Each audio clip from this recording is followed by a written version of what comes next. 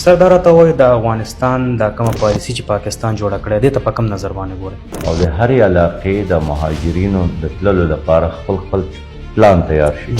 افغانستان امارت هم دا خبره کوي چې د خلکو خدمت تاسو څلوېښت کاله کړی دی، موږ د هغې شکریا ادا کوو. چې د افغانستان او د پاکستان په منځ کې شخړه جګړه او نفرتونه دا خو د امریکې په ګټه دي، دا د پاکستان په ګټه نه دي، نه د افغانستان په ګټه دي. چې کوم زما زړه پرې دردېدلی دی هغه د هغه طالب علمانو تعلیم متاثر کېدل دي. ته چې جلال آباد سوځی د مطلب دی ته پېښور سوځی. سر پاکستان د افغانستان نه غوښتنې کړې دي، هغوی ویل چې یاره د افغانستان چې کومه خاوره د هغه د پاکستان خلاف نه استعمالوي. پاکستان مطالبه دا ده چې دا کومه دهشتګردي دلته کېږي او جوماتونه سوځولی کېږي، په چوکونو کې دماکې کېږي.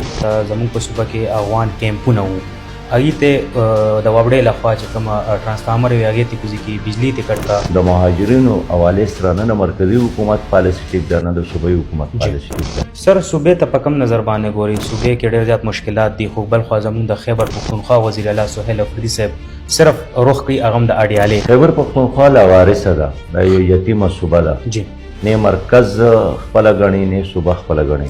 او زموږ صوبه یو سینډویچ دی. سینډویچ پېژنې؟ جی بالکل. په دوو